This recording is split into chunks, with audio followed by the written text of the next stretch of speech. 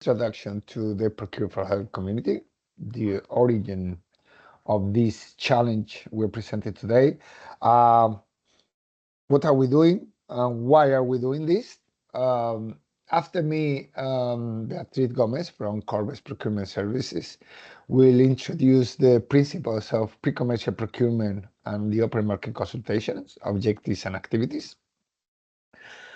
Then Clara, my colleague Clara Fernandez, will present the use case for today's preservation of fresh biological samples. Then we will share, Carsten Lemke from Zenit will share our findings from the market analysis. Egli Rokia will introduce also our findings from the state-of-the-art analysis, and then we will have some group for the Q&A sessions. Okay, so Procure for Health, who are we? And where does this come from? Okay, Procure for Health we are a community of health and care procurers that acknowledge the potential of the procurement of innovation instrument as a driver for the uptake of new technologies that allows us to improve the services our healthcare systems provide. This is how we started, what you can see in these slides, with 19 procurers and a number of the most experienced supporting organizations on the topic. Nowadays, we have more than 70 procurers in our community, along with a number of supporting organizations and stakeholders of the innovation ecosystems. This is companies, the industry, startups, SMEs, and also technology centers and universities that are interested on our activities. So the main message here is that this challenge that we're presenting today, it has general relevant consensus among healthcare systems across Europe. Okay, so as I said, we're talking about procurement of innovation. What do we mean here? As a juxtaposition with the classic R&D approach. These are contracts for R&D services. Why? Well, the concept is that instead, for us as procurers and health and care services providers, instead of buying products off the shelf that might only fit partially our real needs and that will most likely need adoptions to be fully adopted by us, we launch a challenge. And we tell the innovation ecosystems, if you are able to develop a solution, we will procure it. But we go one step further than that and say, if we like the solutions you propose, we will also procure the final stages of its development. And how do we do this? Well, this is how we break down the procedure.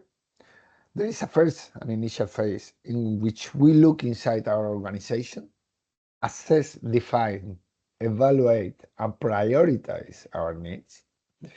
And this is what we have done with the Procure for Health community, and specifically for this topic in our working group on precision medicine.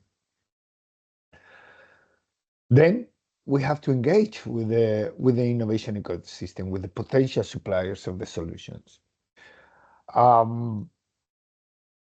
We perform, as I said, a market analysis and a state-of-the-art analysis, and then we ask the market to challenge our findings.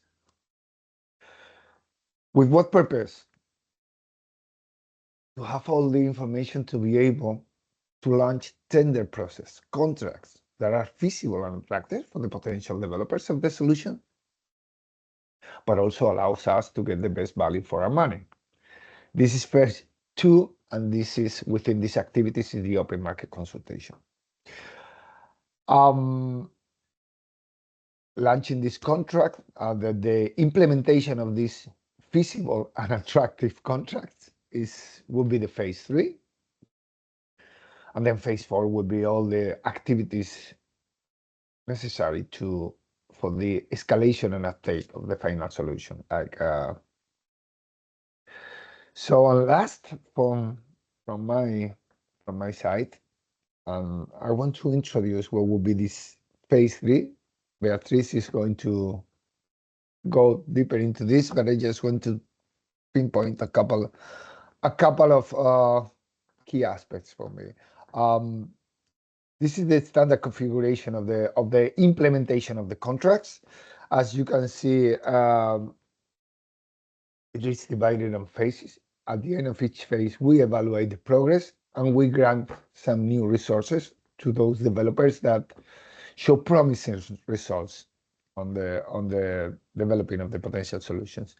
And just one final remark.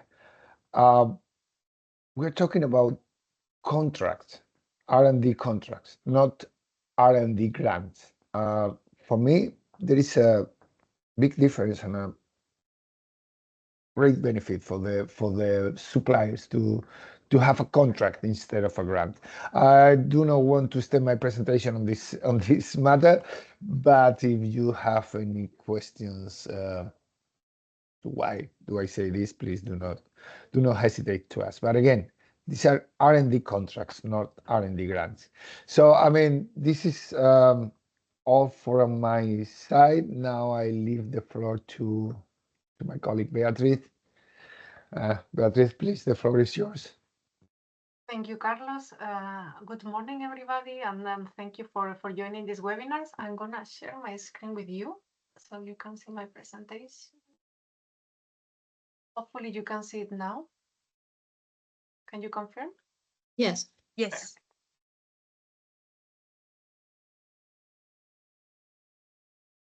You are muted, Beatriz.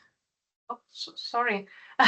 Sorry. So, as Carlos said, I'm going to explain a little bit about the objectives of the Open Market Consultation and also about the PCP, Pre-Commercial Procurement, that we are preparing for the future.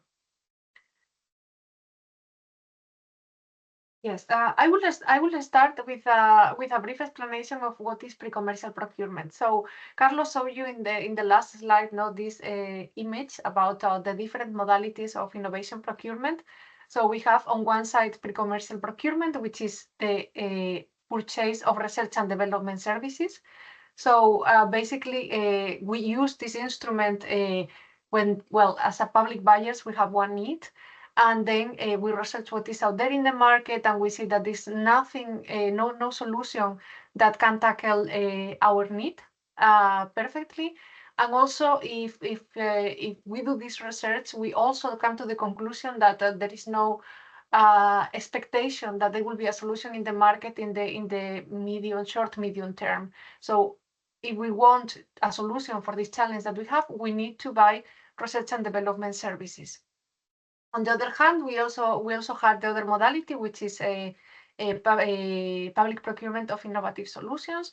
I'm not going to go in detail because it's not the object of this presentation, but basically we use that when we have a solution or there is a solution that is already very close to the market.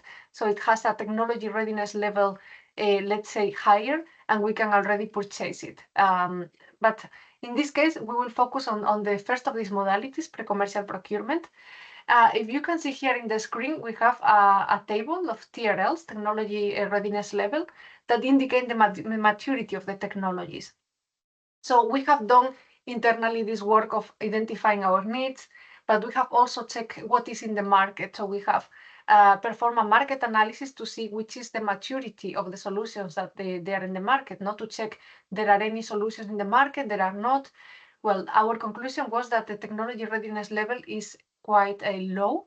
So there is a room for research and development. And of course, as I will mention later, one of the objectives of this open market consultation is to cross-check these conclusions also with the market. So a brief note of what is how we organize a pre-commercial procurement procedure.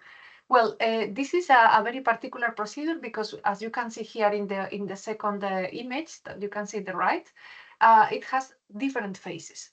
So the phase 0 is this preparatory phase that we have been performing, and I will give you some more details in the next slide. But basically, once we award the contract, and one peculiarity of this is that we have a competitive development in phases, so we don't award only one contract, but we aim to award more than one contract to several suppliers, so they can develop the solution in parallel. So the first phase is focused on the solution design, so designing a solution on paper.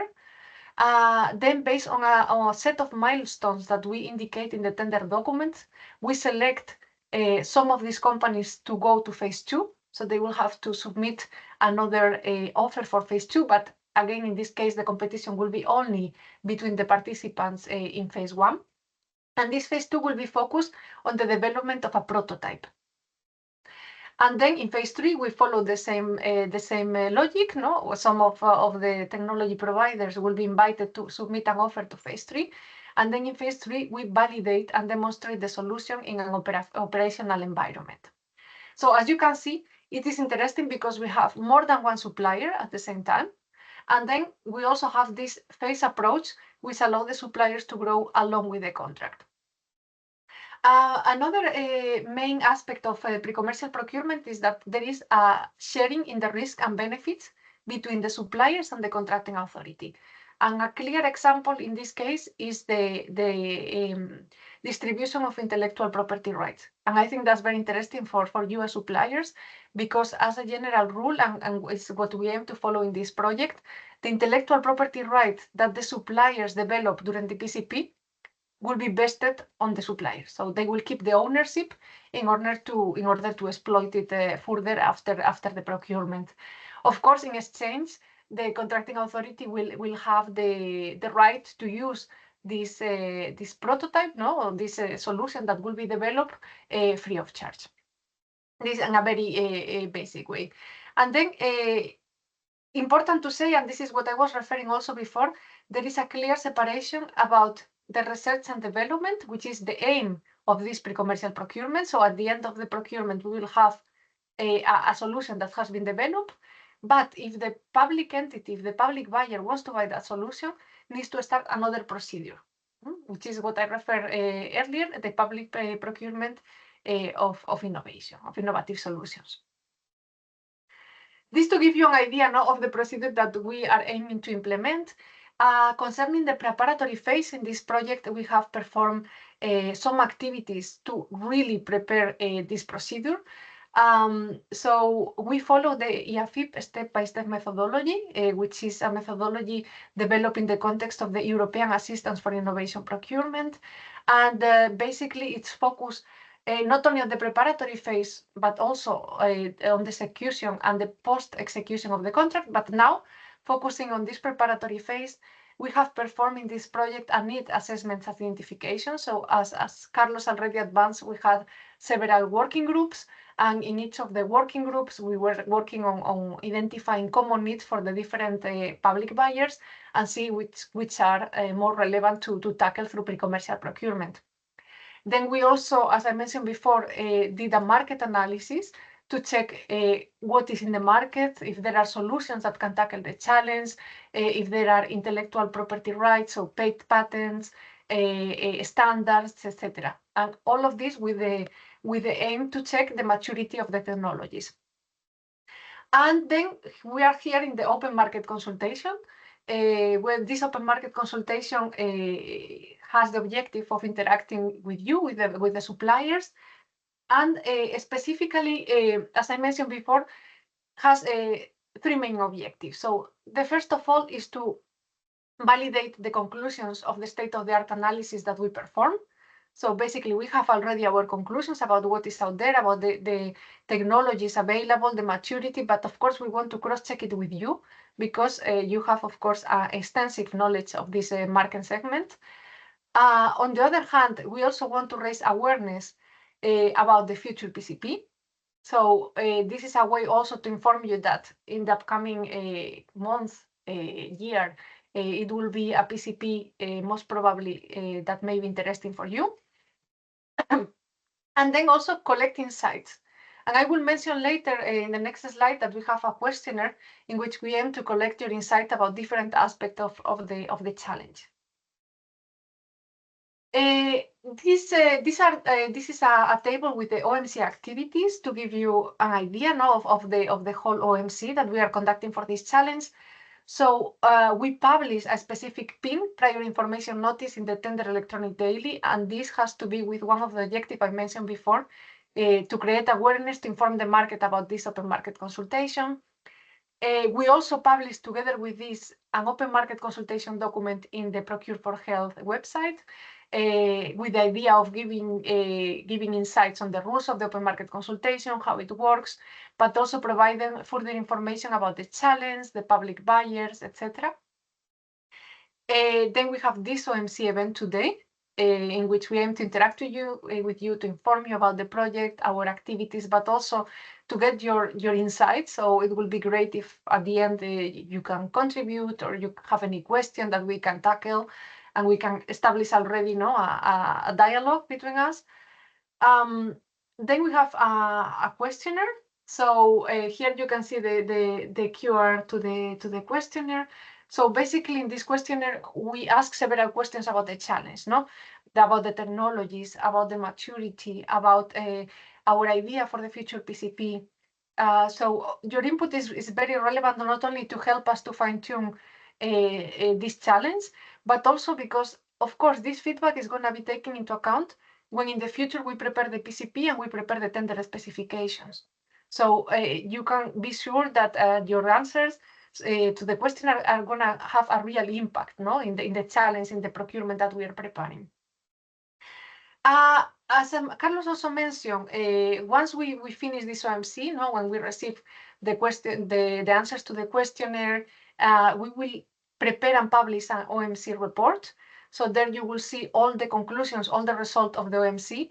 Of course, you can feel free of providing information because everything will be anonymized. So your name is not going to appear linked to any answers, and we are not going to provide any confidential information in this report. So this is just to provide the market and the interested parties with an idea of the conclusions of the open market consultation.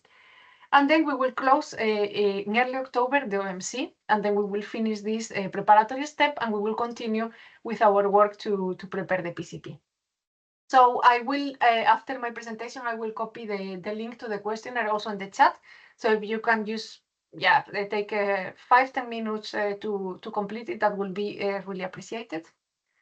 And that was all from my side. Thank you for your attention. And of course, if at the end of the session you have any question or comment, it will be more than welcome. Thank you very much, Beatriz, for your very clear presentation about the process. Clara, the floor is yours to present the use case. Yes, thank you. I'm going to share my screen. Meanwhile, good morning to everyone. And also, thank you for being here today with us. Okay. Can you see now in full mode? Yes. Okay. So, well, my name is Clara Fernandez, and I also work for the Andalusian Public Health System. Today, we are going, in this part of the webinar, we are going to present the specific use case for this open market consultation on preservation of fresh biological samples. First of all, I wanted to give you some context and information about what is the problem. Oh, sorry. I cannot move. Oh, sorry. I don't know why I cannot go to the next slide. I'm going to share it again, my screen. Maybe you just have to click on top of the slide and then you can progress. No. Oh, yes. Yes, now it works. Okay, sorry. So now, as I was saying, today our scope of the problem is that new molecular techniques in research and increasingly in clinical practice require biological material that is preserved in a system that do not modify the nucleic acids.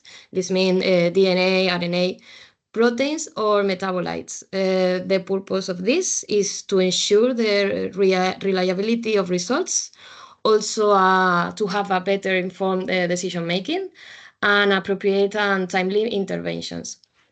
Now, most common methods to preserve biological samples are the following. For example, desiccation methods and fixation processes. Both of them have some drawbacks. For example, the lower optimization and quality of samples that can be obtained. An alternative would be freezing. Actually, this is the preferred method today to preserve the samples, especially for long periods of times. But this system has also some disadvantages, such as the high equipment and energy costs, and also the large amount of space needed, for example, for the freezers and so on. So, no, okay. So now the challenge we are facing is the development of a cost-effective method to preserve human biological samples for molecular biology studies that do require the use of intact DNA, RNA, proteins, and metabolites with high yield and of good quality. Okay, this is our main challenge. And in order to be more specific, these are some of the functionalities we are asking for in this in the innovative method that could be developed. For example, we want a preservation method that maintains biological samples in a state as similar as possible to the original one. Also, this method a method that does not compromise the integrity of the molecular components, and also that facilitates the adaptability of the biological sample to molecular biology techniques currently used in precision medicine. The desired method has to be also easy to implement in surgical and clinical environments, without the need for additional infrastructure, and that can be used to preserve solid tissues.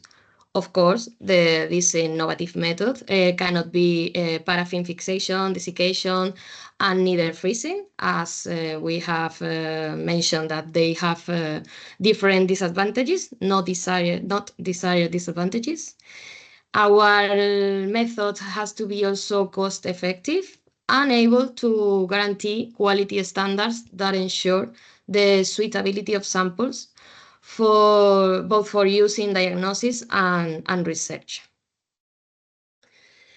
Just as a conclusion, and also to highlight and to give you some of the most important messages of this challenge and open market consultation, we want to present here the situation as is now, and also what will be our wish situation for this challenge. So now we have that freezing is the preferred method to preserve biological samples for molecular biology analysis. This is because high quality and high throughput nucleic acids and proteins can be extracted from them.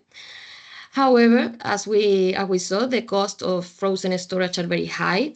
This is because the room that we need and the power supplies and all of the resources needed for the frozen storage means that the costs are very high. So the alternatives, for example, the paraffin fixation is also a common method, as we saw. Doesn't require freezing, but the quality and yield required are not well achieved with this preservation system. Also, we have found that other promising techniques could be able to replace freezing, but they still need more time to be fully developed, tested, and finally implemented. So our wish situation would be to innovate in the development of a new cost-effective method that preserve human biological samples in a way that an appropriate performance of the techniques currently used in molecular biology can be guaranteed. This means that this method could preserve the DNA, RNA, proteins, and metabolites intact and with high yield and of good quality.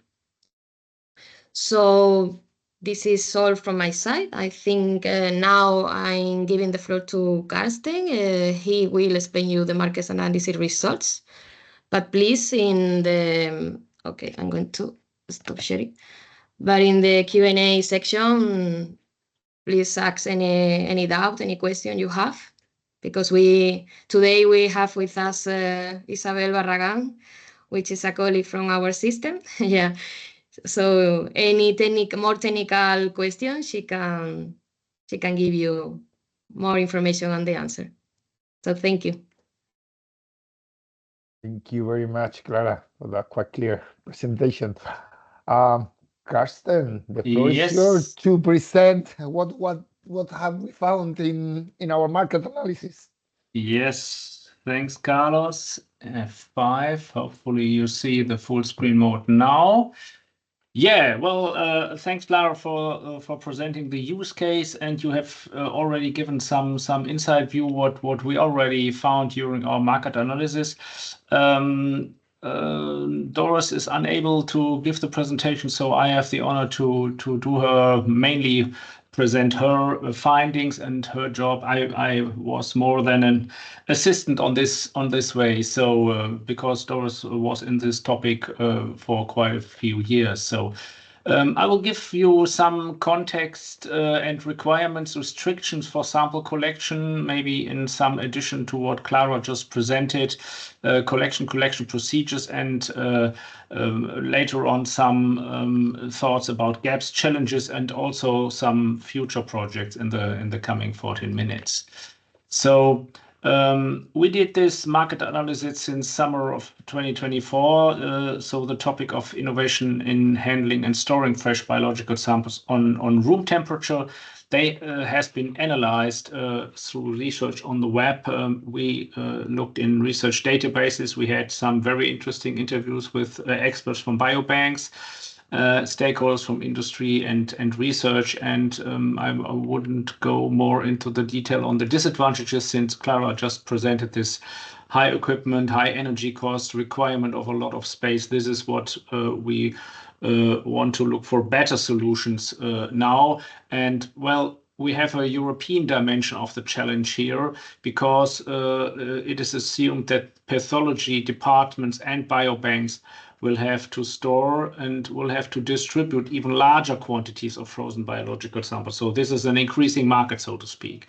So increase in techniques such as sequencing, RNA, DNA diagnostics, treatment selection, and this causes increasing costs and of energy, and also for monitoring facilities. So it would be great to have alternatives for storage at room temperature, which saves the quality. This is the gold standard. I will come back to this question later on, and the yield of the biological samples on a long term. This is also what one has to achieve when looking for new solutions. So we had some very interesting citation here from one of our partners, that it is all about precision in obtaining samples. So with the minimum possible action, one has to obtain everything needed for the patient. So the envisaged solution should be more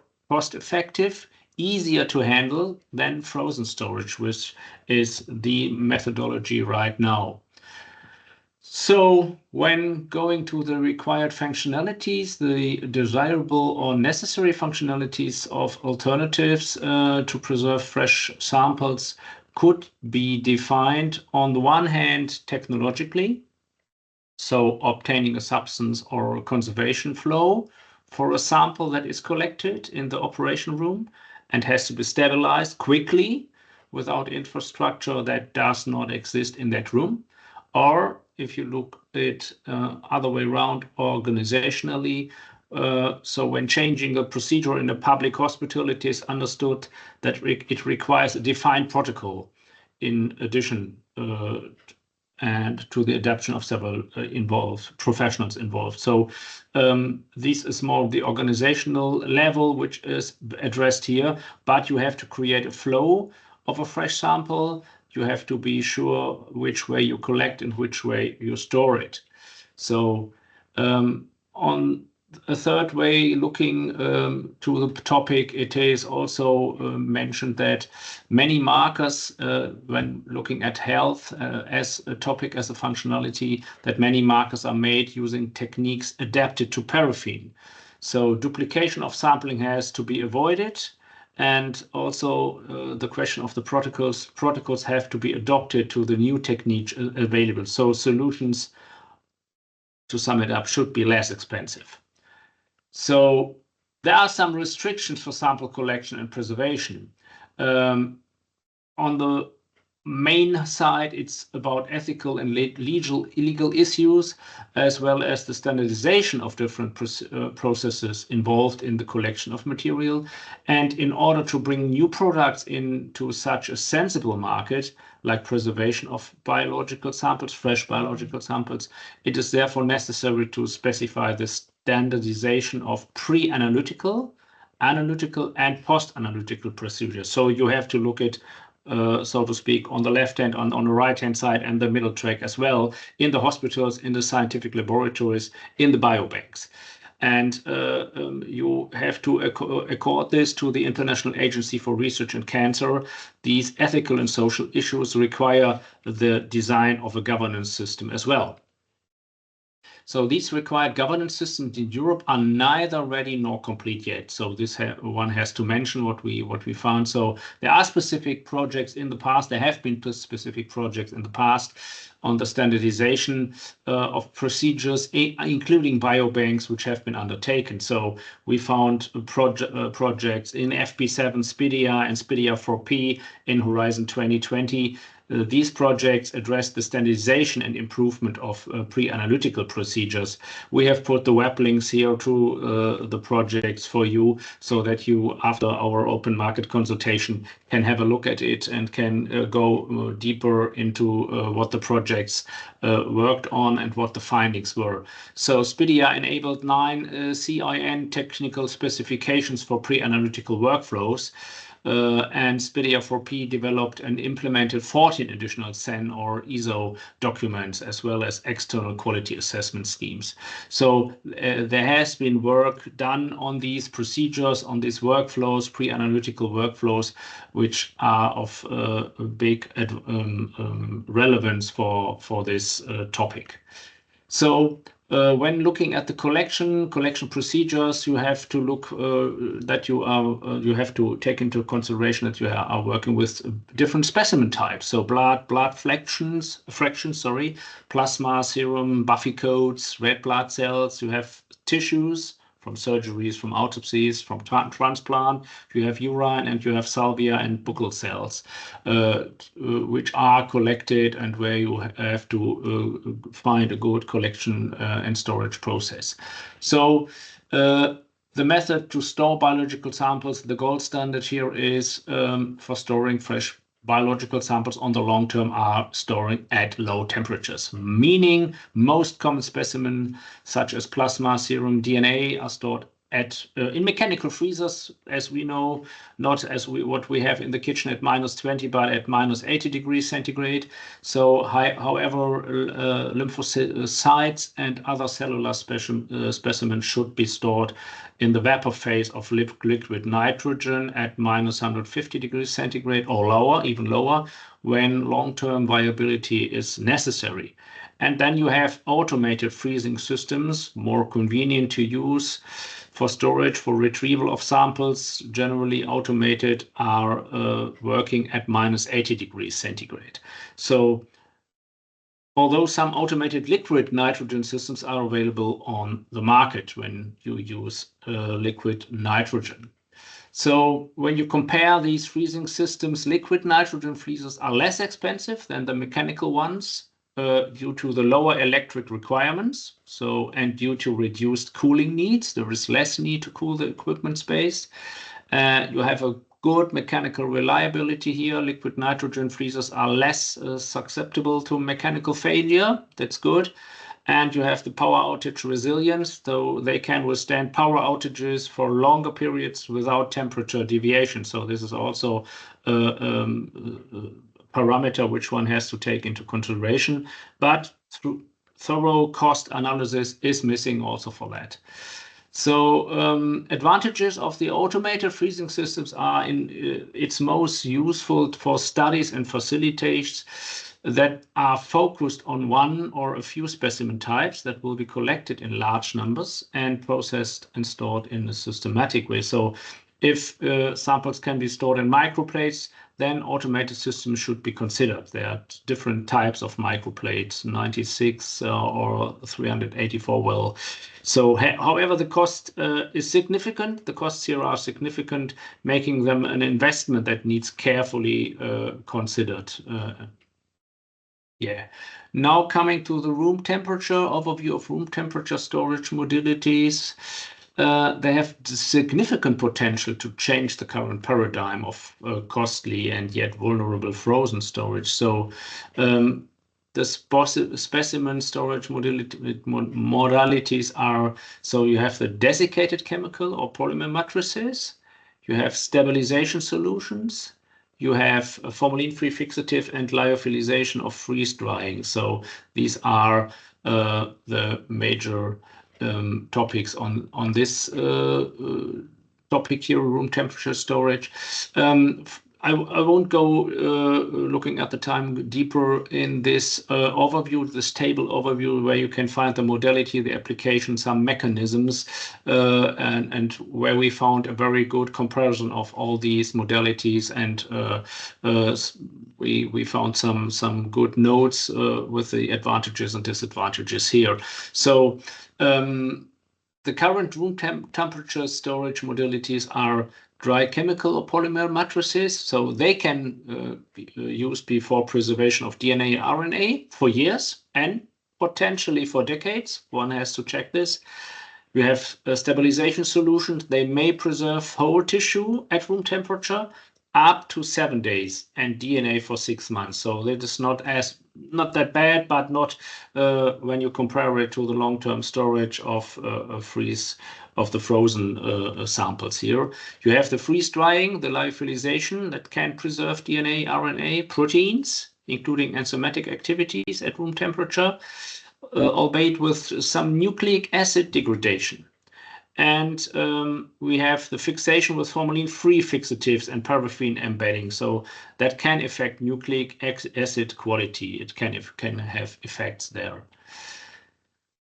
So there are potential benefits we found of room temperature storage relative to frozen storage. So lower fiscal, labor, and environmental costs over the long term.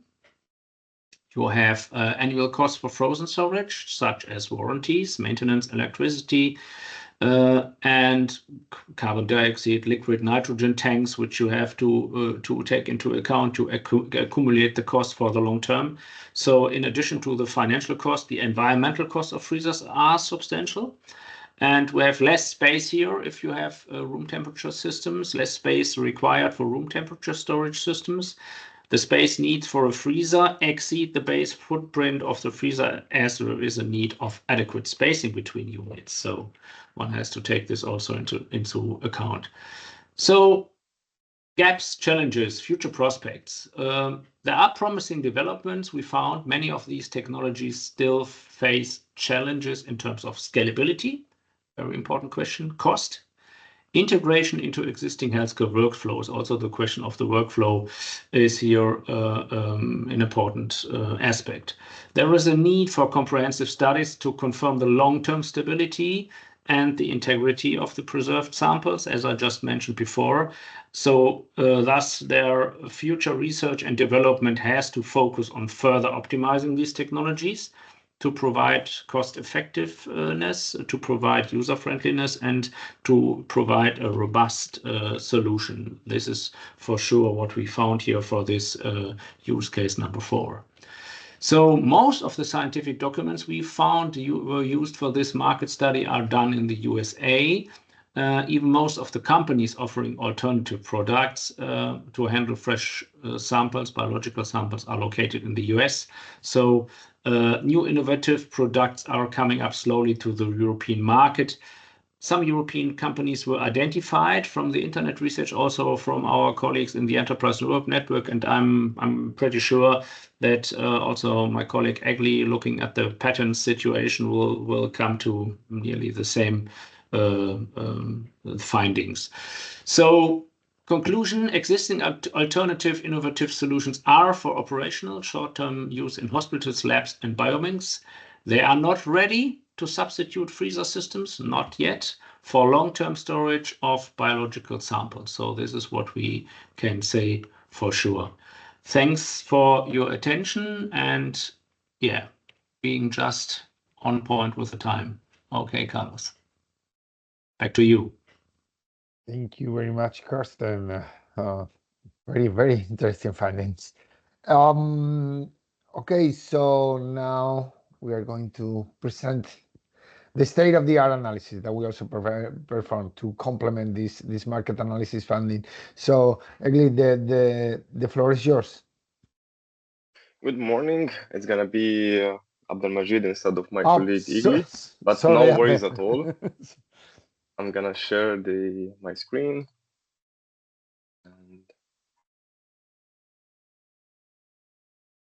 Okay, I just want please to confirm that you see my screen. Yes. Okay, great. Then, good morning, everyone. We will be presenting the state-of-the-art analysis for our fourth challenge in the project of Pre4Health.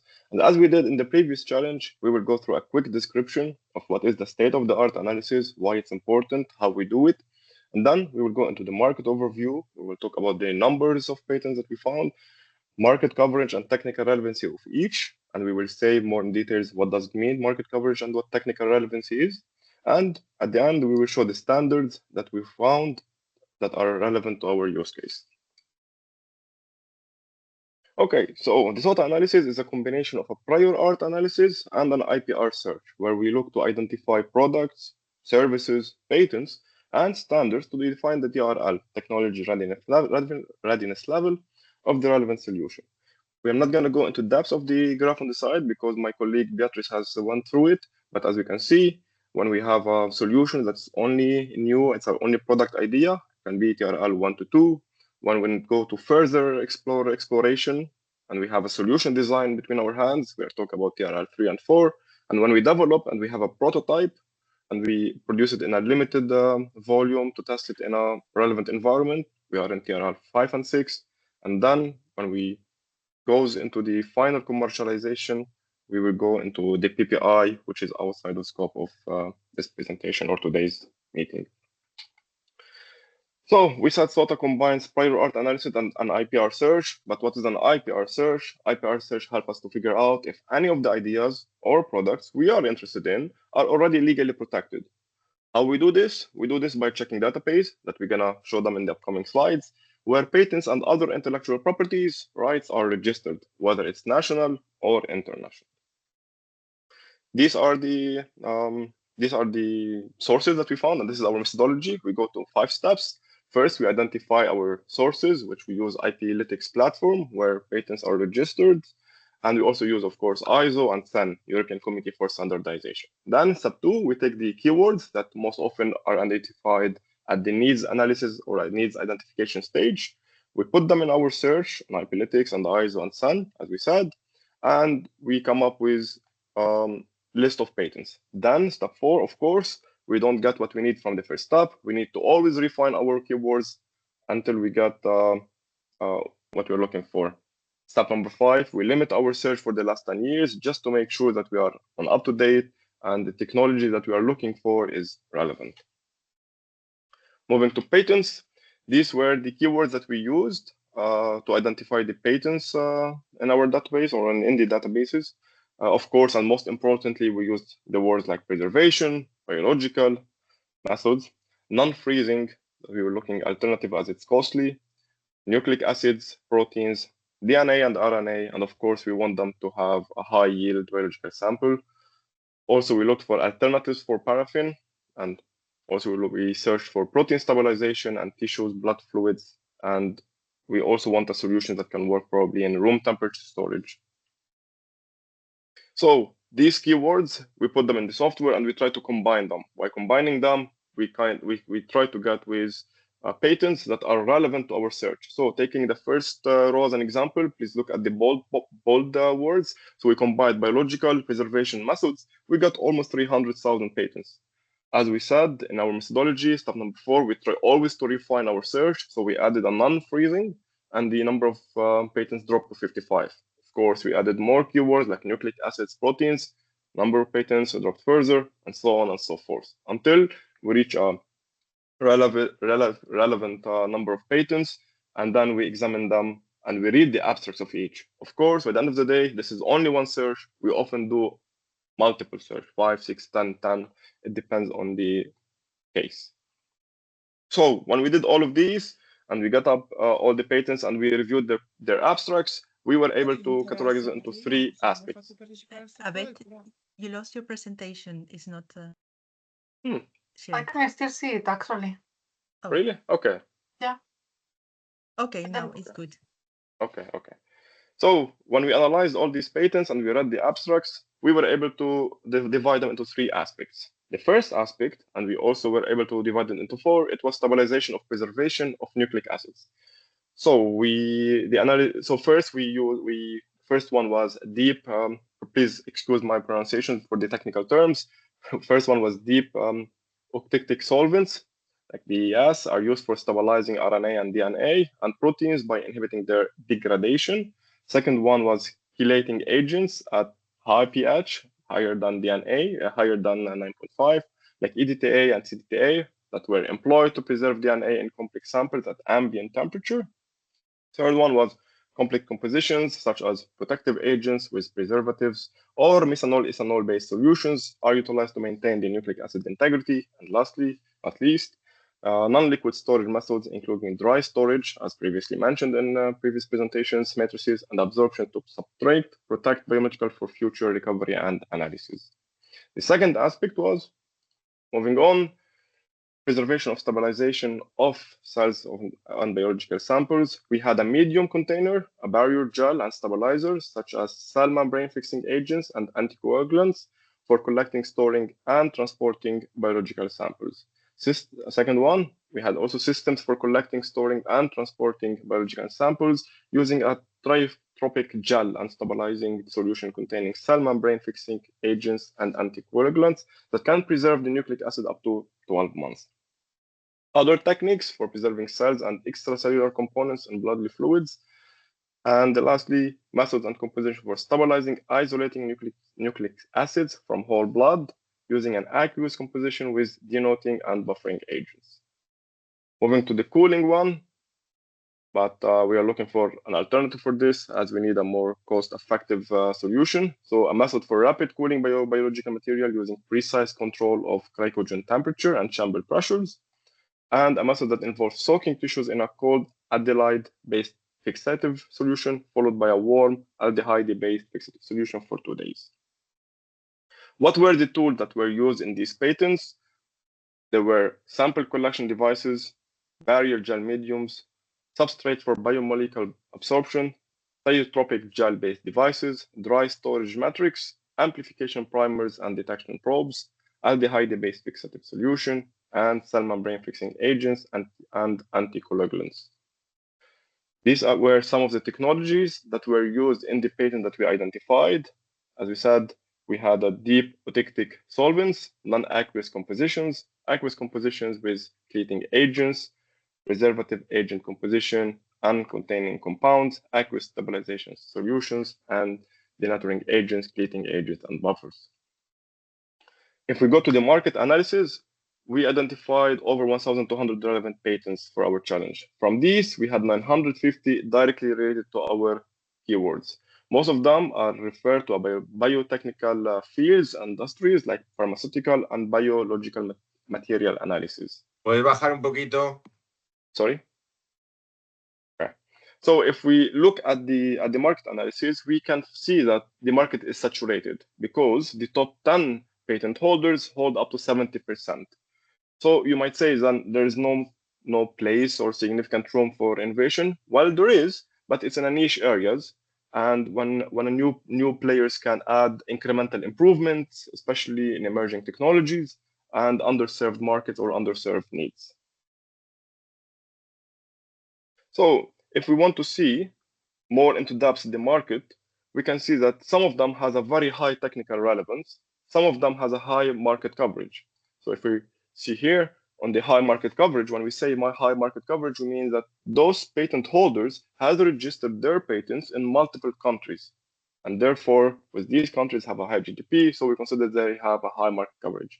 On the top of the list, we have Harvard, with other companies like Moderna. However, if you go on the other side, we have high technical relevance, like ultimate owner of Forest Michael, and following with Wageningen University and Ruttich University. But if we look at the market coverage, is almost none, which means their patent wasn't widely registered, but they have a high technical relevancy. And what does high technical relevancy means is that their patent or their patent was subsequently cited by the following patents. So the higher your patent is cited, the higher its technical relevancy and the more important it is. So we have seen the players that are high with technical relevancy, and we have seen the players that are high in market coverage, but we want to see on the right side the players or the patent holders that are in the sweet spot. They have a high market coverage, but at the same time, they have a high technical relevancy. And the winner here is Harvard alongside MIT and Broad Institute.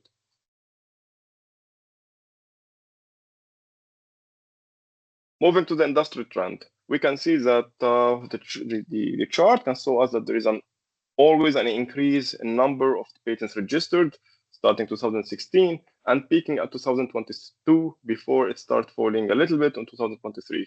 This can show us that there is a rising innovation and interest in technologies related to the preservation of fresh biological samples. How these patents are distributed geographically, as Carsten said, like most of these technical documents are registered in the US or they are done in the US. So United States are leading the world innovation by a wide margin. We can see they have 197 patents registered there, following by Eastern Asia's countries like China, Japan, Austria, and Republic of Korea. And these are the top 5, leaving Europe in behind, which reinforce the previous argument that there is a room for innovation. I missed to mention that it's true that some of the patents were targeting and satisfy some of our needs. We couldn't find one solution that target all our requirements. Standards, unfortunately, we couldn't find a lot of standards. We found only one relevant standard, and that standard was more talking about centers on proficiency and quality assurance of the biobanks. It doesn't, however, clearly give instructions or specifications for the preservation of fresh biological material. And therefore, here, we are doing all of this with you to get feedback and to cross-check our findings with you as you are experts in the field. By here, I'm going to leave you with some details of the standard that we found with its ID and abstract. And please, if you have any further information, we are happy to hear them. Thank you for your time.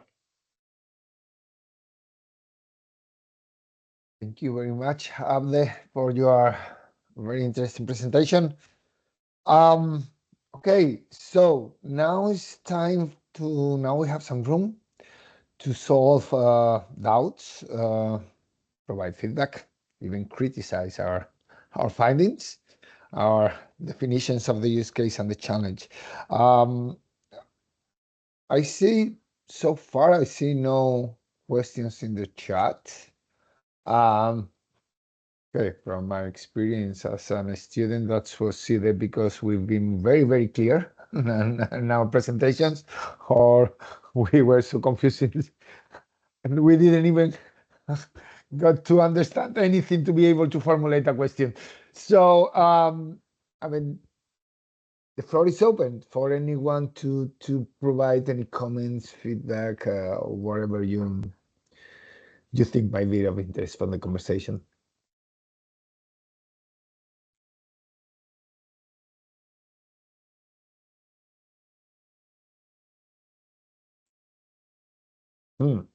Rosa, I see one hand raised. Michaela.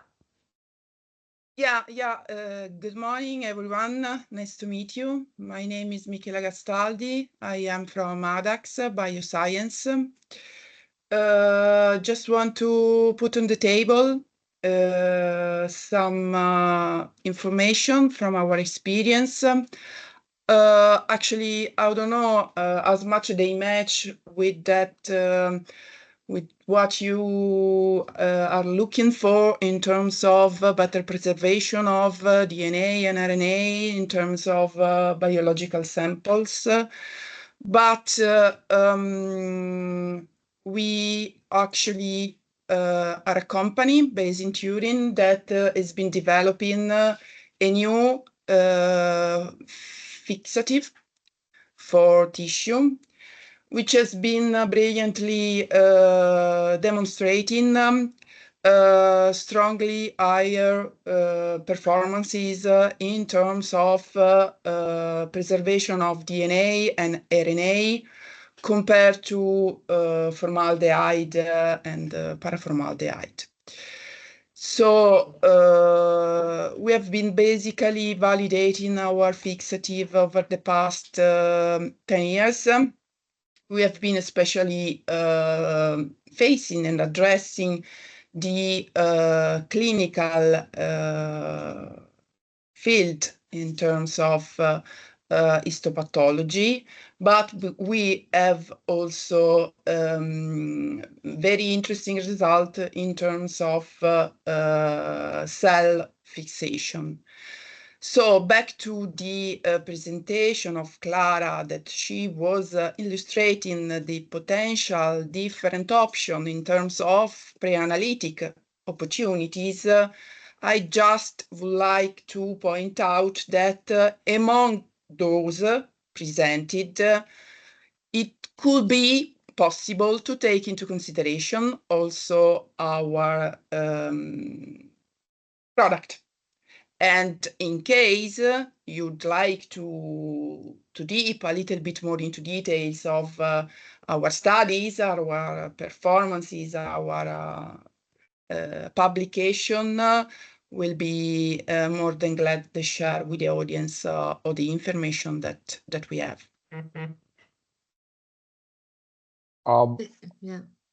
Okay. Yeah, I just wanted to say that, well, thank you so much, Michela. It sounds really interesting, and I think that our questionnaire has some space to include this information, and we encourage you to complete it, at least with this information that you just gave us.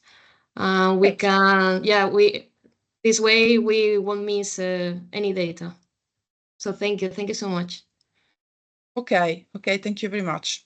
Yeah, I just wanted to complement that or stress more that's our standard way to proceed. I mean, it is, and this is exactly the purpose of this Open Market Consultation, to seek for new potential solutions that we might not have thought of, and that could be real close to be finally available. So, I mean, the ideally, if you can provide this information just introduce through our questionnaire, that's we will include it, and we will very much take it into account for other progress.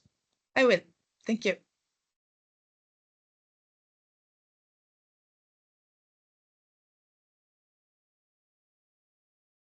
Okay. The link for the questionnaires is on the website, and also in the chat. Beatriz just added before, so if you want a direct link. Yes. Yes, exactly. And obviously, I mean, our communication channels through the website and so on, they are this is the first opportunity to ask questions and to solve doubts, but it's not the only and last one. Okay, and now Isabel. Yeah.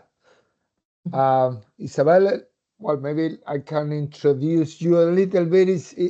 Isabel, I mean, this topic is something that is has been prioritized also in our Andalusian health system, and Isabel, we can say, is the let's say the leader of the challenge within our institution. So Isabel, please. No, I just wanted to thank you very much all this work, because it's very interesting. I've been printing a lot of pages, so especially regarding the patents. I learned a bit about new methods. I just want to point out to the possible developers of this solution that now I work in translational science. So we are integrated in the oncology unit of our hospital, but we still do a lot of basic research. Now, when it comes to the tissue, something that came to my mind now is that we are starting to use spatial transcriptomics.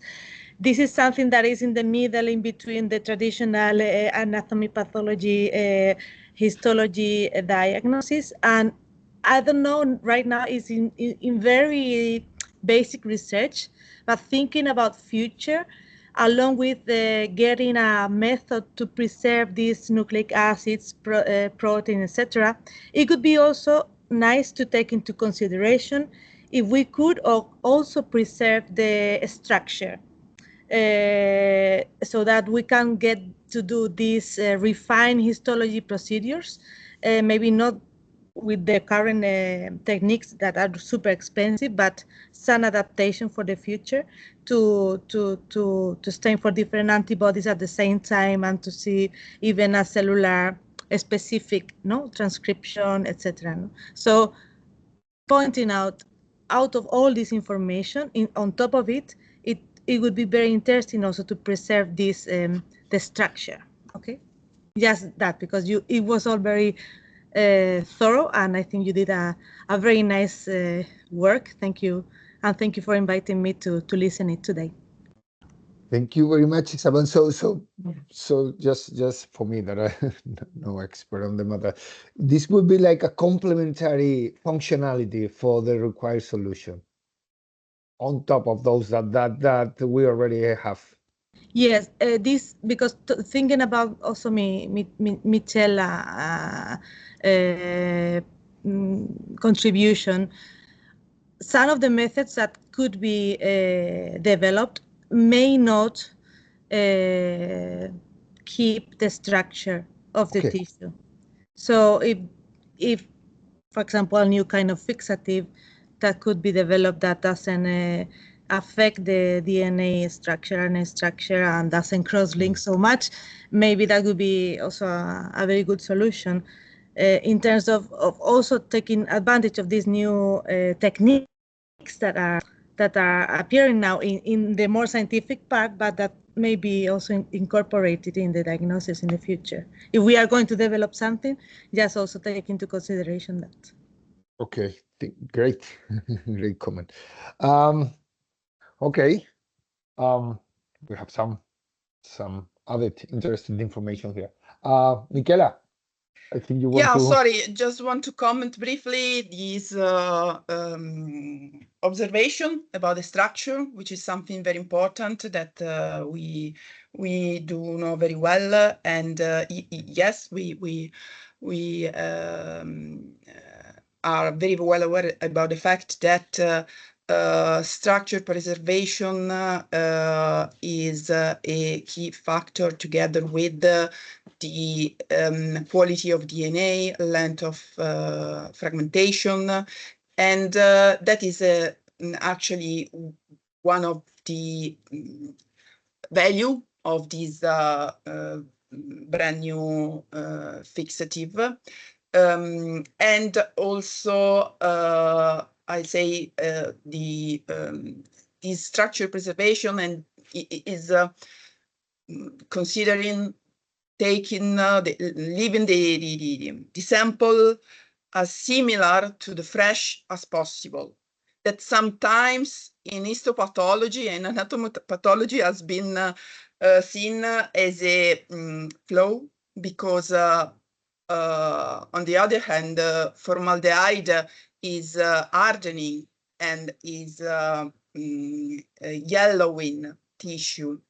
So at the very beginning, one of the comments that we got from pathologists was, okay, it doesn't fix because tissue doesn't become gray or hardened. That is a characteristics of the acid-deprived glyoxal fixation. That is also going to lead to a better conservation, like fresh, of the tissue. Just wanted to briefly comment on that because it's a point that we care very much to specify. Thank you. Okay. I would ask you, Michaela, if you provide us with feedback in the questionnaire that you point out this aspect, this new aspect to the functionalities that we will incorporate, since I mean the experts here on the floor are stressing the relevance of keeping the structure of the sample. So please outline it. I will. Thank you. Okay. Is there any more questions, comments so far? I don't see any more hands raised or questions in the Q&A session. Again, just let me say that recording, presentations, there is a report already available on our webpage with all the documentations and our findings that has been showcased, but presented in a more profound way. This is the first chance to start the communication. We wanted to introduce it, not to tell people just go through a lot of documentation, but have an introduction and be aware of what's going on regarding this. But our communication channels are obviously open. We're looking forward for your feedback through our questionnaire. There will be also, of course, we have a timetable to fulfill, and we will produce a report with the conclusions from the feedback that we receive. But that doesn't mean that at any further point we are open to gather some more information, because as Beatriz Gomez pointed out, now this is a process. We obviously pursue to continue with it. Now it is on our table to secure fundings to be able to launch this tender process. Again, outlined as you can see, there is a relevant general consensus about the importance of this topic and on this challenge. Many healthcare systems interested, and you have been able to see that there has been a lot of work behind this, because and that showcased the real interest. So I think that's it from my side, unless anyone has any more to add before we close the session. Thank you very much for your presence, for your interest, and again, looking forward to your feedback that help us to continue. Well, Thank you, Carlos. Thank you, everyone. Thank you very much. Everybody. Thank you. Thank Have you. a nice day. Bye. Thank you. Bye. Have a nice day.